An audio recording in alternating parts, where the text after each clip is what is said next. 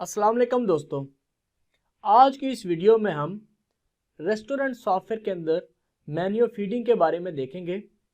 आज हम ये देखेंगे कि IPOS सॉफ्टवेयर के अंदर आप अपने रेस्टोरेंट का मेन्यू किस तरह फीड कर सकते हैं और अगर आपके रेस्टोरेंट्स में मल्टीपल किचन्स हैं तो किस तरह आप के आइटम रिस्पेक्टिव किचन के साथ लिंक हो सकते हैं। जो ही बिल पंच हो तो जो आइटम जिस किचन का हो वहाँ से उसका प्रिंट निकल आए। इस सारी चीज़ को हम देखेंगे कि आपने किस तरह अपने मेन्यू की जो कैटेगरीज हैं वो क्रिएट करनी है, आइटम्स किस तरह क्रिएट करने हैं, फिर आपने उनको मल्टीपल किचन के साथ लिंक किस तरह करना है।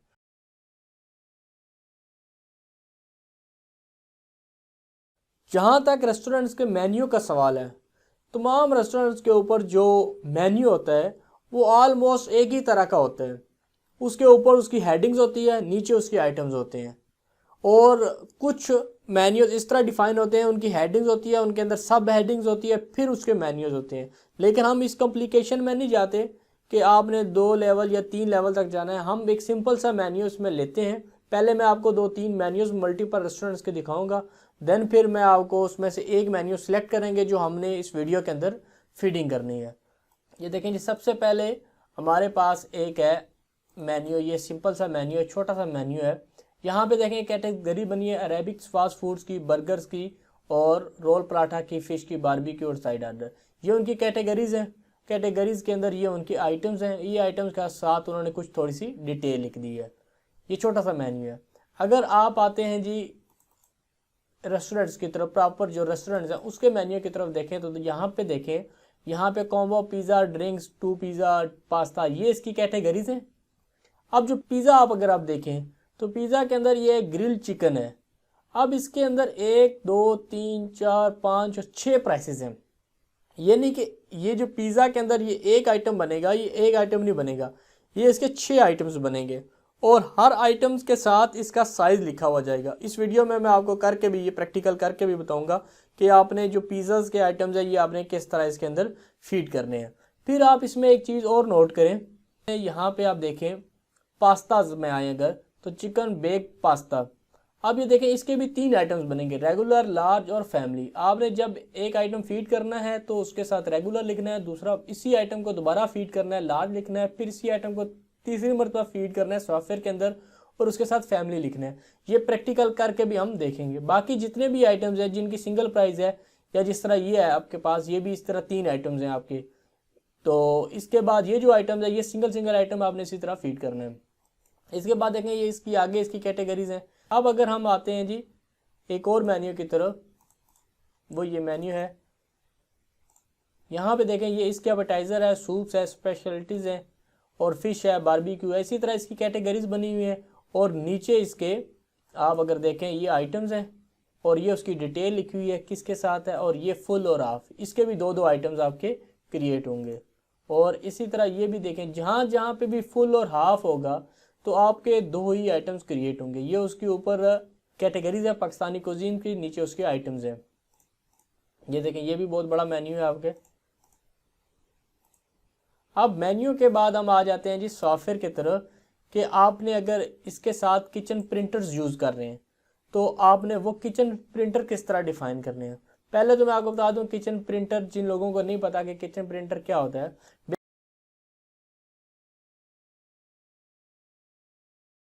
जिस तरह नॉर्मल आपका थर्मल प्रिंटर होता है, इस यही प्रिंटर आपका किचन प्रिंटर के तौर पे भी यूज़ होता है।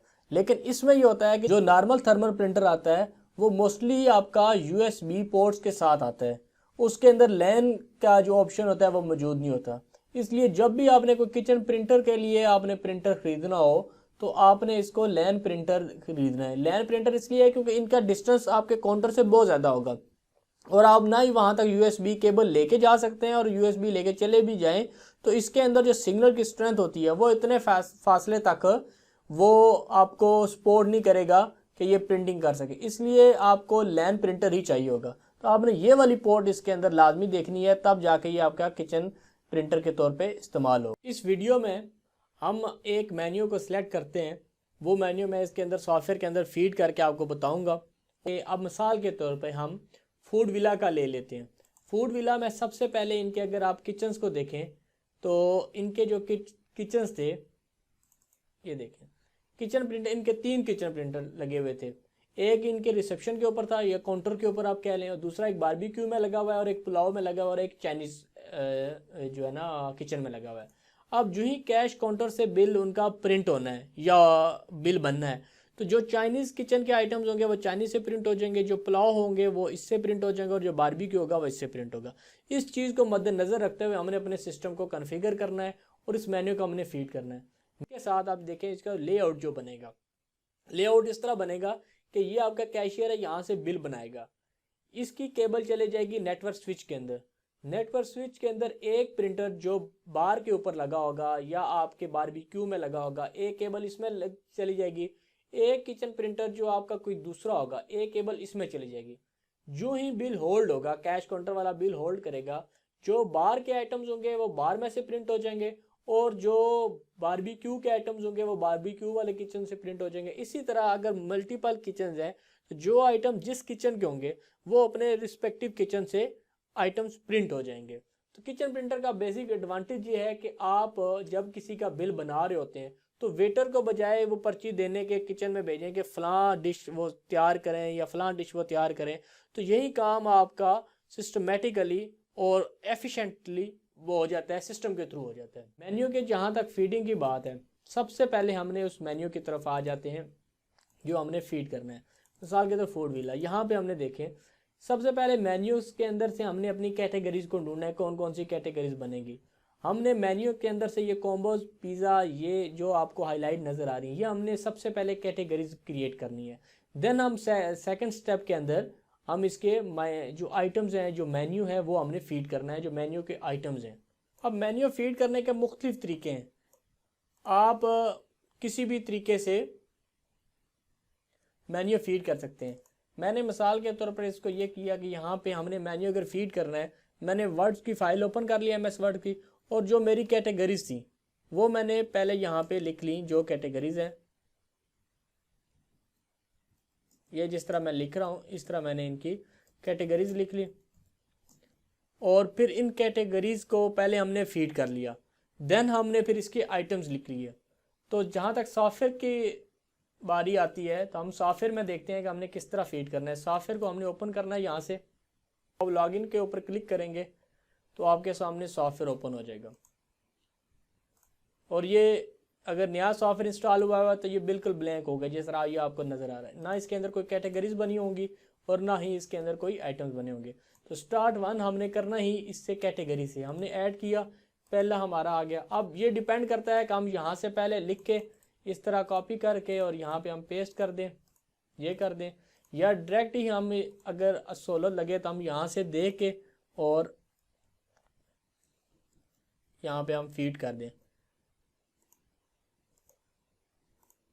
इसी तरह फिर हमने ऐड करना है, हमने मेन्यू में से देखना है ड्रिंक डील है, हमने यहाँ से इसकी जितनी भी कैटेगरीज है हमने यहाँ से ऐड करना है। कोड ऑटोमेटिक आ जाएगा, नाम लिखना है और इसको अपडेट कर लेना है।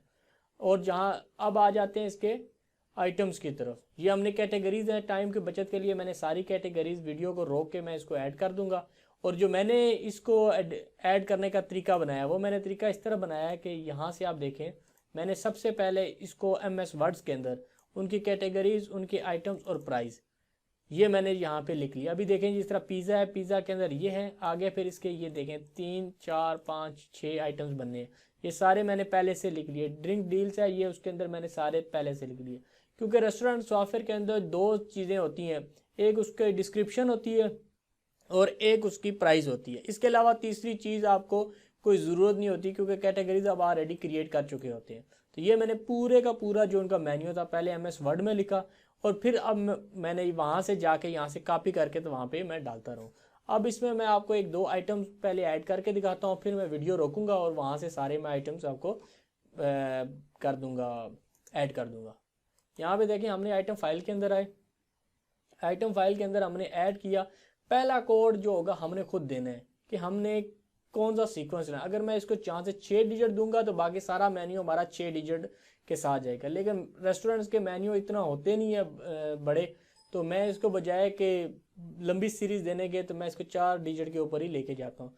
जो हमारा पहला आइटम था वो ये देखें हमारे पास था ये, हमने यहाँ से इसको पेस्ट किया, यहाँ से मैंने इसको पेस्ट कर दिया, 550 इसकी प्राइस है, मैंने सीधा इसको यहाँ पे किया, 550 इसकी प्राइस है। कैटेगरीज के अंदर ये मैंने इसको कॉम्बोस दे दिया।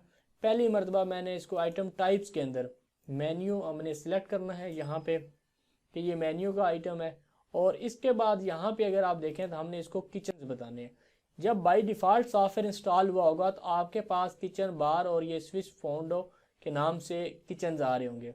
जबकि अगर हम इनके किचन की बात करें, फूड विला के किचन की बात करें, तो हमें ये चाहिए थे 3 किचन चाहिए थे, BBQ चाहिए था, बारबेक्यू चाहिए था, और पुलाव चाहिए था, और चाइनीज चाहिए था।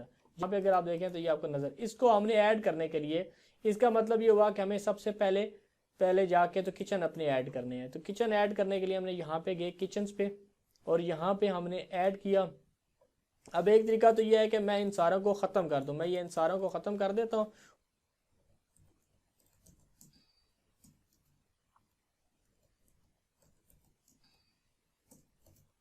ये तमाम मैंने किचन जो पहले क्रिएट हुए हुए थे मैंने वो डिलीट कर दिए। अब मैं जो इनके हैं ऐड किया हमने, सबसे पहले हमें चाहिए इनका बारबेक्यू, हमने कर दिया जी बारबेक्यू। दूसरे पे हमें चाहिए जी, हमने पुलाव कर दिया। तीसरे पे हमें चाहिए चाइनीज़ चाहिए, तो हमने चाइनीज़ इसको कर दिया। अब ये हमारे पास किचन बन गया। हम आइटम फाइल में आते हैं, आइटम फाइल में आ गए और हमने यहाँ से ये कर दिया 1001, और ये हमने इसको इधर से कॉपी कर लिया। 550 इसकी प्राइस है। आइटम टाइप इसकी मेन्यू है, हमने मेन्यू कर दिया। और ये इसका किचन है, बारबेक्यू है, पुलाव है या चाइनीज़ है। हम इसको कर देते हैं BBQ के साथ लिंक कर दे, बारबेक्यू वाले के साथ लिंक कर देते हैं। तो यहाँ से हमने इसको अपडेट कर दिया। इसी तरह जब हम अगला आइटम क्रिएट करेंगे तो यहाँ से ऐड करेंगे, ये अगला कोड खुद आ गया। हमने यहाँ से जाके इसको नाम कॉपी कर लिया इसका। ये देखें हमने इसको इधर से पेस्ट किया, 580 इसकी प्राइस है। हमने यहाँ से इसको कट कर लिया और यहाँ पे इसको हमने पेस्ट कर दिया। बाकी मेन्यू है, किचन इसका सेम है, और यहाँ से हमने इसको अपडेट कर लिया। इसी तरह मैं अगर तीसरा आइटम डालूँ तो यहाँ पे आप देखिएगा, ये मैंने इसको कॉपी कर लिया, क्योंकि 580 ऊपर वाले की भी 580 और इसकी भी 580 है, तो हमें ज़रूरत नहीं है उसको साथ कॉपी करने की। हमने यहाँ पे कर दिया। बाकी सारी की सारी आप देख रहे हैं, कोई तब्दीली हमने नहीं है, कैटेगरी भी वही है, सारा कुछ वही है, और ये मैं आइटम टाइप भी मेन्यू है, किचन भी इसका यही है, तो हमने यहाँ से अपडेट कर देना है। अगर आप ये चाहते हैं कि आपका मेन्यू उर्दू में फीडिंग हो, तो फिर इसके लिए आपको ज़रूरी है कि यहाँ पे यू डिस्क्रिप्शन के अंदर आपने इसका उर्दू में नाम लिखना है। तो फिर अगर उर्दू में लिखा होगा तो आपका प्रिंट भी उर्दू में आ जाएगा। तो यहाँ से आपने अपडेट कर दिया। इसी तरह आपने सारे अपने आइटम्स क्रिएट करने हैं। जब इसके बाद जब अगला आइटम क्रिएट करेंगे, अब यहाँ पे आप देखिए पिज़्ज़ा में ये चिकन ग्रिल है, मेन्यू में आपने देखना है जी कि ये चिकन ग्रिल है, 6 इंचज़ है, तो आपने यहाँ पे 6 लिख देना है। जो इंचज़ का साइन है डबल कोड वो आप नहीं लिख सकते, आपने अगर इंचज़ लिखना है साथ तो आपको इस तरह लिखना पड़ेगा। ठीक हो गया।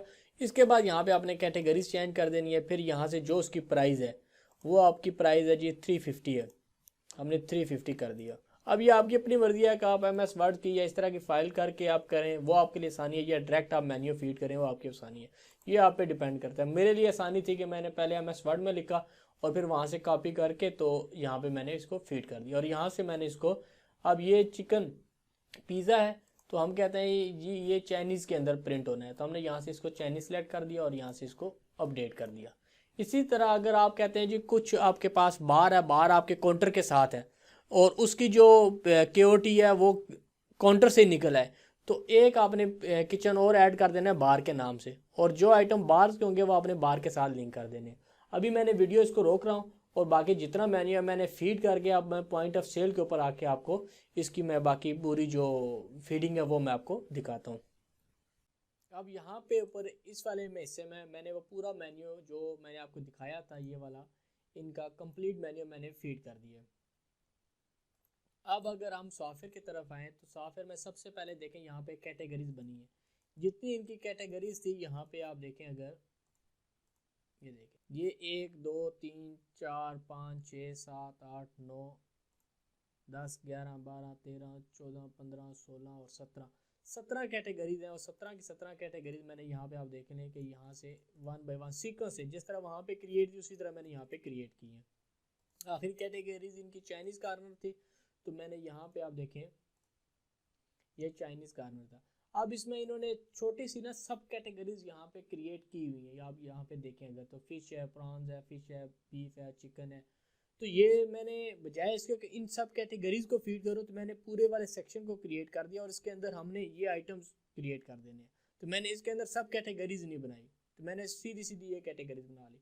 और जहाँ तक इसके मेन्यू के आइटम्स का सवाल है, तो यहाँ पे अगर आप आएँ ये आइटम फाइल के अंदर, तो यहाँ पे ये आप देखें ये इनके मैंने आइटम्स क्रिएट किए हैं। ये टोटल इनके आइटम बने 252 बने हैं। और यहाँ पे ये देखें आप, ये ग्रिल चिकन है 16 है, ये देखें आप 13, 11, ये हर आइटम जो है ना उनके ये देखें चिकन ग्रिल है 6, 9, 11, 13। आप ये देखें इसी तरह ये है, देखें जी ये रेगुलर के साथ मैंने आर लिख दिया, लार्ज लिख दिया और फैमिली लिख दिया। ये देखें आप, ये आर है और इसके साथ जो अगला है वो एल है, लार्ज है, और उसके बाद जो एफ है मैंने उसके साथ फैमिली लिखी। क्योंकि तीनों की प्राइस सेपरेट थी तो मैंने तीनों लद इसको करके मैंने लिख दिए। अब हम पॉइंट ऑफ सेल की तरफ आते हैं।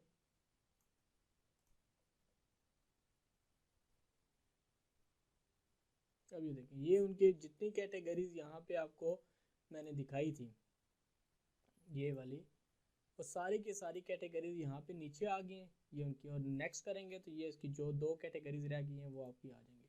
जिस भी कैटेगरीज पे क्लिक करेंगे तो उसके आइटम्स आपके सामने आ जाएंगे। ये आप देखिएगा ये हो गया। अब आपने जब इनका बिल बनाना है, अब हमने यहाँ से ये इसको किया, यहाँ से डेजर्ट में से ये कर दिया, पास्ता में से ये कर दिया, ये कर दिया, और ड्रिंक डील में से ये कर दिया। अब जो ही मैंने इसको होल्ड करना है, यहाँ पे देखिएगा मैंने इसको होल्ड किया, जो ही मैं होल्ड करूँगा अब सिस्टम ने क्या करना है, सिस्टम ने यहाँ से इसको प्रिंट्स भेज देने हैं मुख्तलिफ किचन्स को। अब किचन को वो प्रिंट कैसे भेजेगा, इसके लिए ज़रूरी है कि हमारे पास प्रिंटर्स कन्फिगर होने चाहिए। तो मैंने अभी ये POS 80 के ऊपर आपको सारी कमांड निकाल के देनी है। आपके केस में ये होगा कि जितने आपके पास किचन होंगे उतने आपने प्रिंटर यहाँ पे इंस्टॉल करने हैं। और हर प्रिंटर का नाम, जिस तरह ये मैंने किचन रखा है, आपने इसी तरह अपने प्रिंटर्स का नाम इंस्टॉल करते जाएंगे और उनका नाम रखते जाएंगे। फिर अगर सॉफ्टवेयर के अंदर आप आएँ, सॉफ्टवेयर के ऊपर आपने राइट क्लिक करके ओपन फाइल लोकेशन में जाना और यहाँ पे आपके रिपोर्ट्स के नाम से एक फ़ोल्डर होगा। यहाँ पे आपकी जो KOTs की प्रिंटिंग है वो यहाँ पे आपके सामने होगी। आपने यहाँ से इसको ओपन करना है और जिस भी प्रिंटर के साथ आपने इसको प्रिंट करना है तो यहाँ से प्रिंटर सेटअप में जाएंगे और यहाँ से वो प्रिंटर सेट कर देंगे। अब इसको, इस रिपोर्ट को कैसे पता चलेगा कि कौन से आइटम इसने प्रिंट करने हैं, इस चीज़ के लिए यहाँ पे देखें सिलेक्ट रिकॉर्ड में जाएंगे, रिपोर्ट्स में जाएंगे और यहाँ पे आप देखें सिलेक्शन फार्मूला और रिकॉर्ड। इसके अंदर हमने बताया हुआ है कि जिन आइटम्स के साथ कहाँ पे ये आइटम्स हैं, इनके साथ ये देखें जिनके साथ ये चाइनीज़ लिखा हुआ है और ये रिपोर्ट चाइनीज़ वाले आइटम, चाइनीज़ किचन सेव हुआ होगा जिस मेन्यू के आइटम के साथ, तो ये वो रिपोर्ट प्रिंट कर देगी। और जो दूसरी रिपोर्ट होगी ये जो बारबेक्यू है, इसी तरह ये भी आपने जो इसका अपना प्रिंटर होगा उसके साथ आपने इसको सेव करवानी है। मेरे वाले केस में ये है कि मैं दोनों एक ही प्रिंटर के ऊपर करवा रहा हूँ, इसलिए मैंने एक ही प्रिंटर सेलेक्ट किया हुआ है। इसकी भी मैंने सिलेक्शन फार्मूला में जाके, रिकॉर्ड में जाके, और यहाँ पे मैंने BBQ बता दिया है कि जिन जिन आइटम के साथ बारबेक्यू का किचन सेलेक्ट हुआ होगा वो इस रिपोर्ट के अंदर से प्रिंट हो जाएंगे। अब अगर मैं सॉफ्टवेयर के अंदर आ जाऊँ, इसको पहले होम डिलीवरी कर लेता हूँ मैं, और यहाँ पे मैं जाता हूँ कॉम्बोज के अंदर और ये 3 आइटम मैंने सेलेक्ट किए और मैं यहाँ पे पिज़्ज़ाज में जाता हूँ और ये मैंने आइटम सेलेक्ट किया। अब जो ही मैंने कमांड देनी है इसको, अब 2 प्रिंटिंग इसके अंदर सिस्टम के अंदर जानी चाहिए, एक जानी चाहिए पिज़्ज़ाज वाली और एक जानी चाहिए कॉम्बोज वाली, यानी दोनों लाद जानी चाहिए। मैंने इसको होल्ड किया और यहाँ से देखें मैंने इसको होल्ड करना है। जो ही मैंने इसको होल्ड करना है तो यहाँ पे आप देखें ये प्रिंट की कमांड चलेगी है। और कौन सी कमांड गई है ये देखें जी, ये तीनों आपको किस किस रिपोर्ट को इसने कमांड किया ये देखें, ये बारबेक्यू, चाइनीज़ और रिसेप्शन। ये जिनके आइटम के साथ रिसेप्शन टिक हुआ होगा वो रिसेप्शन के ऊपर प्रिंट हो जाएंगे, जो चाइनीज़ हुए होंगे वो चाइनीज़। ये तीनों की कमांड चलेगी। अगर प्रिंटर यहाँ पे लगा होता साथ तो ये तीनों प्रिंट होके आपके सामने आ जाती। इसकी जो प्रिंटिंग है वो भी मैं आपको स्क्रीन के ऊपर दिखा देता हूँ कि ये किस तरह की प्रिंटिंग होती है। इसमें प्राइस वगैरह नहीं आती, इसमें सिर्फ लिखा होता है टेबल नंबर, ये आइटम और ये इसकी क्वांटिटी, ये 3-4 चीज़ें इसके अंदर लिखी हुई होती हैं।